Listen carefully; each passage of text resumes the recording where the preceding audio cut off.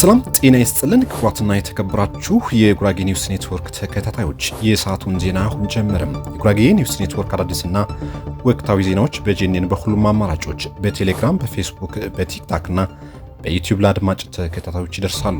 እርሶም በእነዚሁ አማራጮች ዜናዎቻችን እንዲከታተሉ በአክብሮት እየጠየቅን ወደ ዛሬው ዜናዎች እናልፋለን። አብራችን ሁኑ። ቀዳሚውን ህዝባዊ ጉዳዮች ሲያከናውኑ ለስር የተዳረጉት አመራሮች እንዲፈቱ ህዝቡ መጠየቅ አለበት ተባለም። በጉራጌ ዞን ወልቂጤ ከተማ ህገወጥ ግንባታዎች እንዲቆሙ ለማድረግ ኃላፊነታቸው ሲወጡ የነበሩ አመራሮች ለስር መዳረጋቸው ፍትሐዊ ባለመሆኑ ህዝቡ አመራሮቹ እንዲፈቱ የሚመለከተው አካል እንዲያነጋግር ተጠይቋል። በከተማው የሚስተዋሉ ዘረፋዎችና ህገወጥ ግንባታዎች እንዲቆሙ ህዝቡ በተደጋጋሚ ጊዜ አመራሩ ላይ ግፊትና ቅሬታ ሲያቀርብ መቆየቱም የሚታወስ ነው። ነገር ግን የህዝቡን ቅሬታና የከተማው ሰላም ብሎም ህገወጥ ግለሰቦችን ለመቆጣጠር በሚያደርጉት ጥረት ላይ ሲታሰሩ ከአመራሩ ጎን በመሆን ድጋፍ ማድረግ የህዝቡ ግዴታ ነው። ስለሆነም የታሰሩ አመራሮች ቶሎ እንዲፈቱና ወደ ስራቸው እንዲመለሱ ማድረግ የህዝቡ ኃላፊነት መሆኑ ጄኔን ያነጋግራቸው የከተማው ነዋሪዎች ገልጸዋል። በከተማው የሚገኙት የኮማንድ ፖስት አባላት የክልሉ አድማ ብተናና የዞኑ ፖሊስ የትብብር የቅንጅትና ለሰላም በጋራ መቆም የመስራት ቁርጠኝነት አይታይባቸውም። ይልቁንም የዞኑ ፖሊስ ከተማውን በሚገባ ተንቀሳቅሶ ህግ እንዲያስከብር በኮማንድ ፖስቱ ሲደናቀፍ ይታያል። ኮማንድ ፖስቱ የአቅም ውስንነቶች ያሉበት በሱም ክፍተት ከተማው በተደጋጋሚ ጊዜ ተዘርፏል ተብሏል። ከከተማው ሰላም ይልቅ ከዘራፊዎች ጋር ግንኙነት በመፍጠር የጦር መሳሪያና ሌሎች ድጋፍ ያደርጋል እየተባለ ተደጋጋሚ ቅሬታ የሚነሳበት የክልሉ አድማ ብተና ለከተማው ሰላም እጦት ምክንያት እየሆነ መጥቷል እየተባለ ነው። በዚህም የጸጥታ ኃይሎች ቅንጅት አለመኖር ለዘራፊዎች ክፍተት፣ ለህገ ወጥ ግንባታ ሰሪዎች እድል ፈጥሯል ተብሏል። ሰሞኑ የታሰሩት የጉራጌ ዞን የጸጥታ አመራሮችና የወልቂጤ ከተማ የጸጥታ ኃላፊዎች እስር ዋነኛ ምክንያት ቶሎ ህጋዊ መፍትሄ በትብብር ከመስጠት ይልቅ ውጥረቶች እንዲባባሱ የሚያደርጉት የክልሉ አድማ ብተና ናቸው። የክልሉ መንግስት በየቦታው ቅሬታ የሚነሳበት ይህ የጸጥታ ኃይል ፍተሻ ያደርግበት ዘንድም ሲጠየቅ ቆይቷል። የአመራሮቹ እስር በተመለከተ የጉራጌ ዞን ይሁን የወልቂጤ ከተማ ያወጡት ይፋዊ መግለጫ የለም። ነገር ግን አመራሮቹ እንዲፈቱ ከክልሉ ከሚመለከተው አካል ጋር መነጋገራቸውም የጄኔን ምንጮች አስረድቷል። በስራ ላይ የነበሩ አመራሮች በመንገድ አፍነው ይዞ ወደ እስር ቤት መውሰድ አግባብ ያልሆነና ሊታረም የሚገባ ጉዳይ ነው። ስለሆነም የከተማው ነዋሪ አለ አግባብ ታስረው የሚገኙ አመራሮች ተፈተው ወደ ስራቸው እንዲመለሱ ጥረት ማድረግ ይኖርበታልም ተብሏል።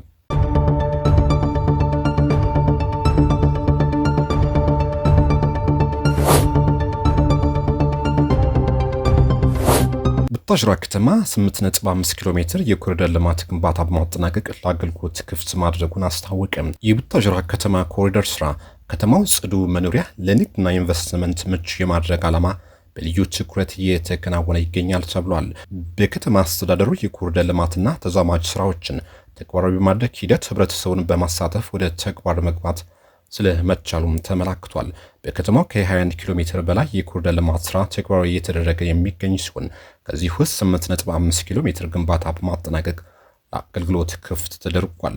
በከተማው ተግባራዊ እየተደረገ ላለው የኮሪደር ልማት ህብረተሰቡ የላቀ ድጋፍ ስለማድረጉም ተነግሯል። የወንዝ ዳርቻ ልማት፣ የህዝብ መናፈሻ ስፍራዎች፣ የብስክሌት መንገድና ሌሎች የኮሪደር ልማት መሰረታዊያን ያካተተ መሆኑም ተብራርቷል። ከዚህ ቀደም የቆሻሻ ማከማቻ የነበሩ አካባቢዎችን መልሶ በማልማት ለህዝብ መዝናኛ አገልግሎት እንዲውሉ መደረጉን ሌላኛው የከተማ ኮሪደር ስራ መልካም ዕድል እንደሆነም ተገልጿል።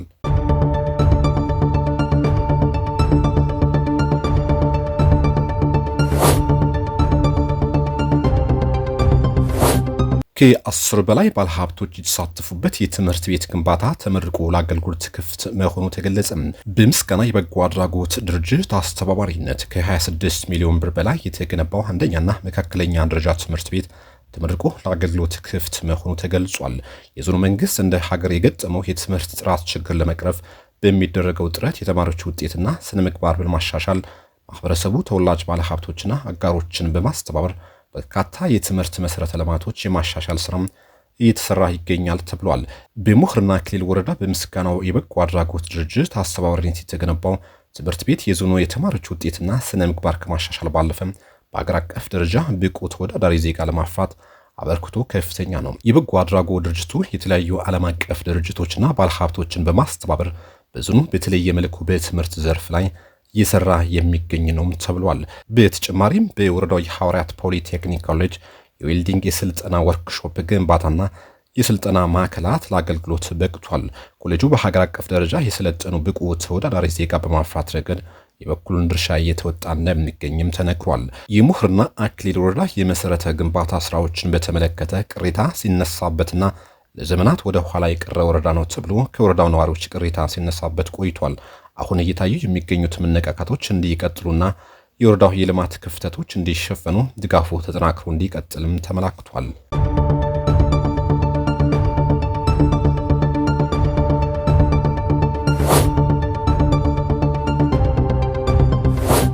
በነዳጅ ምርቶች ላይ የተጣለው አጠቃላይ የ30% ግብር በቀጣይ ወር ተግባራዊ ይሆናል ተባለም። የኢትዮጵያ መንግስት ለረጅም ጊዜ የዘለቀውን የነዳጅ ድጎማ ቀስ በቀስ ለማስወገድ ከሚወስዳቸው ሰፋፊ የኢኮኖሚ ማሻሻዮች አንዱ የሆነው አዲስ የግብር አወቃቀር ከሚቀጥለው ወር ጀምሮ ተግባራዊ እንደሚሆን ካፒታል ጋዜጣ ዘግቧል።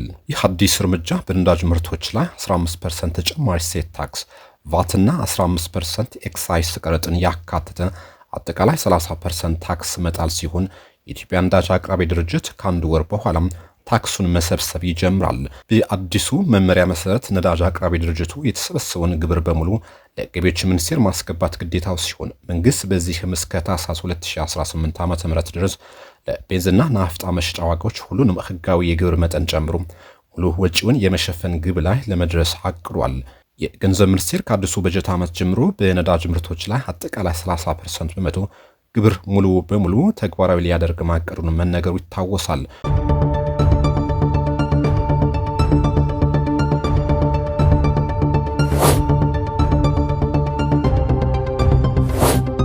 በአዲስ አበባ ከተማ ጾታዊ ጥቃት እየተበራከተ መምጣቱ ተነገረ። በአዲስ አበባ ከተማ ጾታን መሰረት ያደረጉ ጥቃቶች እየጨመሩ መሆኑን የአዲስ አበባ ከተማ ሴቶች ህፃናትና ማህበራዊ ጉዳይ ቢሮ አስታውቋል። 2018 ሩብ ዓመት ከ400 በላይ ጾታዊ ጥቃት የደረሰባቸው ሴቶችና ህፃናት በተለያዩ መንገዶች ድጋፍ እየተደረገላቸው እንደሚገኝ የቢሮ የሴቶች ዘርፍ ኃላፊ ወይዘሮ ዝናሽ ከተማ ተናግሯል። ቢሮ ጥቃትን የማይታገስ ትውልድ ለአገር ግንባታ በሚል የዘንድሮ የጸረ ጾታዊ ጥቃት ዘመቻ የማስጀመሪያ ቀን አስመልክቶ ባዘጋጀው ጋዜጣዊ መግለጫ ጥቃቱን ለመቀነስ በተለያዩ አደረጃጀቶች የግንዛቤ ማስጨበጫ ስልጠናዎች እየተሰጡ መሆኑም ተነግሯል። ጾታዊ ጥቃት ከሚደርስባቸው በተጨማሪ ጥቃትን የሚያጋልጡ አካላት ቁጥር መጨመሩን በማስታወስ ከ400 በላይ ሴቶች የመደፈር የመደብደብና የመደፈር ሙከራ የተደረገባቸው ወደ ማዕከሉ መጥተው አስፈላጊውን አገልግሎት ማግኘታቸው አክለዋል። ጾታዊ ጥቃት የደረሰባቸው ቁጥር የጨመረው ጾታዊ ጥቃት ፈጻሚዎችን የሚያጋልጡ ሰዎች ቁጥር በመጨመሩ መሆኑም ገልጿል። ጾታዊ ጥቃት አይነቱ እየተቀየረና ዲጂታላይዝ ጭምር የሆነ መምጣቱንም ቢሮ አክሎ ገልጿል።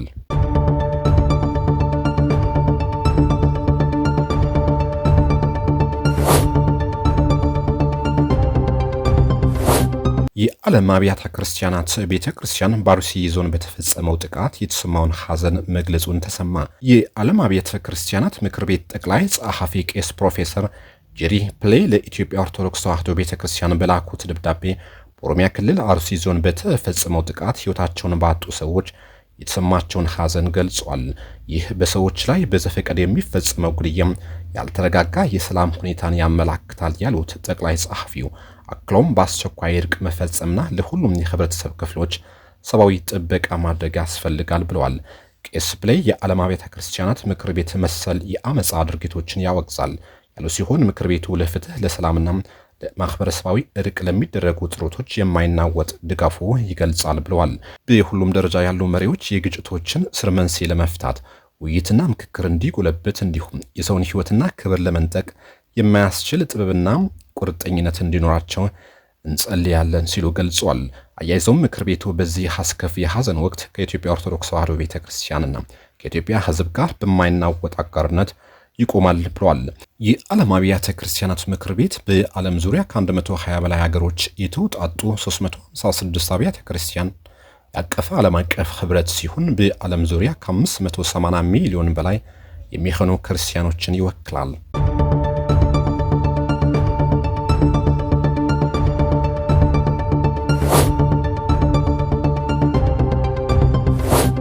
በደቡብ ምዕራብ ኢትዮጵያ ክልል በሚዛን አማን ማረሚያ ቤት በስር ላይ የነበሩ 27 ደቡብ ሱዳናውያን ወጣቶች ተፈተው ወደ ሀገራቸው መመለሳቸውን የሀገሪቱ የውጭ ጉዳይ መስሪያ ቤት ገለጸ።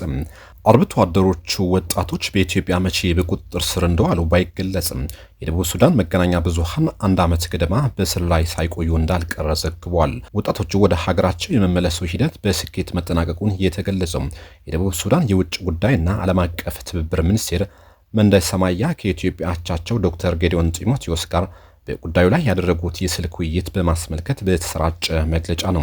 የደቡብ ሱዳን መንግስት 27 የታጠቁ አርብቶ አደሮች በኢትዮጵያ በእስር ላይ እንደሚገኙ ያረጋገጠው ባለፈው መስከረም ወር አጋማሽ ነበር። የደቡብ ሱዳን የውጭ ጉዳይ መስሪያ ቤት ቃል አቀባይ አፖ ካዮልማያን በወቅቱ ለጋዜጠኞች በሰጡት መግለጫ ከምስራቅ ኢኳቶሪያ ግዛት 27 ወጣቶች በድንገት ሁለቱ ሀገራት የሚዋሰኑት ዓለም አቀፍ ድንበር እንዳቋረጡ ተናግረው ነበር።